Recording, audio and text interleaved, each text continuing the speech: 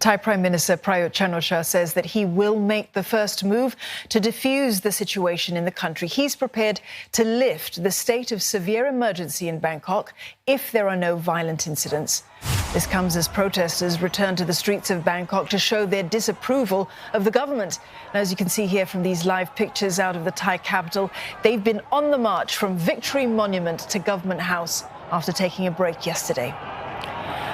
For the latest, Saksit Sayasombat and May Wong join us now from Government House in Bangkok. Saksit, first to you. Are we seeing any change in protesters' stance after the Prime Minister's speech?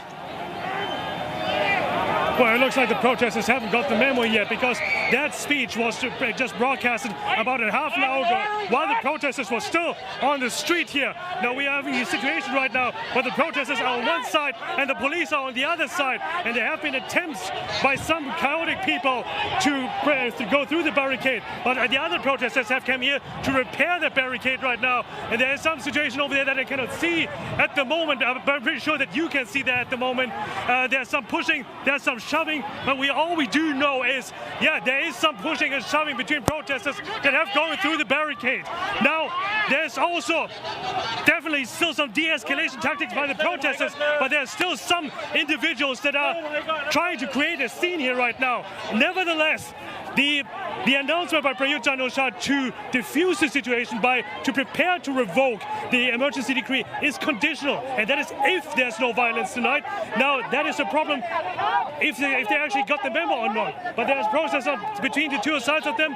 We have no idea how this night is going to unfold, as the protest leaders have not said yet when this protest is going to end or if this is going to end. All right, May, thanks for that, Saksit. Do stay safe out there. We can see the situation is rather tense. We're going to cross over to our other correspondent on the ground, May Wong. May, what can you tell us about what the protesters have been saying recently? Well, at the moment, I'm over here at Government House. This is where the Prime Minister's office is, and this is precisely the point where the protesters are saying that they want to march over here. It's still a long ways for them to come from where my colleague Saksit Sayasombat was earlier, but obviously you can see the fact that the police are ready to actually block them if they were to come even close. But I want to show you the fact that the police cars have been lined up here, barbed wires were just put out, and don't think that there are no police officers, because the police officers are right behind these police vans. In fact, at least 200 of the police officers in riot gear are standing by and ready if there is any kind of a confrontation with the protesters. Now, the protesters have been giving the authorities the slip in a way. Actually, when I say giving the authorities the slip, given the fact that they have been arranging all their gatherings and their assemblies at very short notice, they've been jumping from one social media platform to another. They've also been giving very little warning as to where they're going to gather, what time they're going to gather, and also what they're going to do. So all these things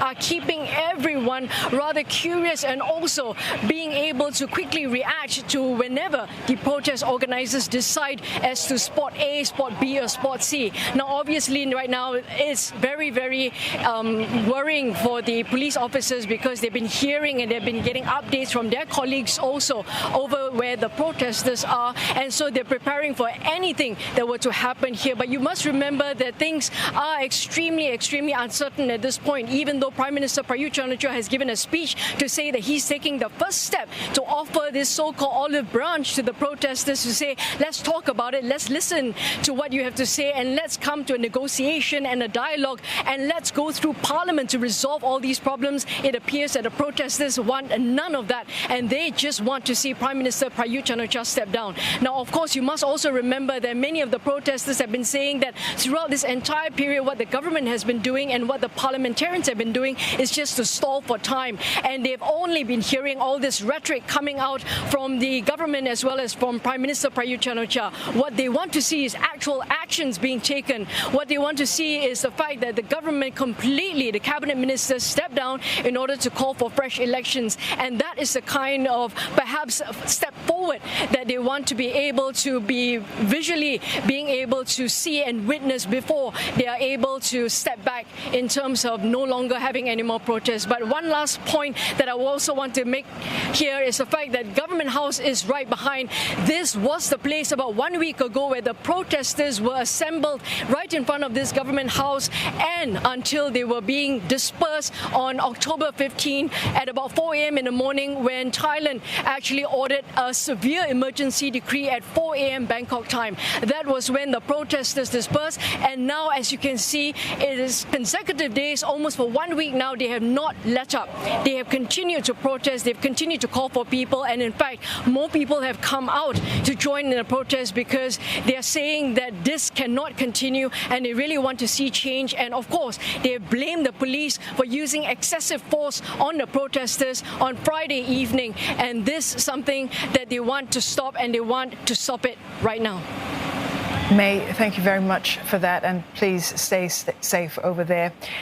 That was May Wong and Saksith Sayasombak bringing us those updates from Bangkok.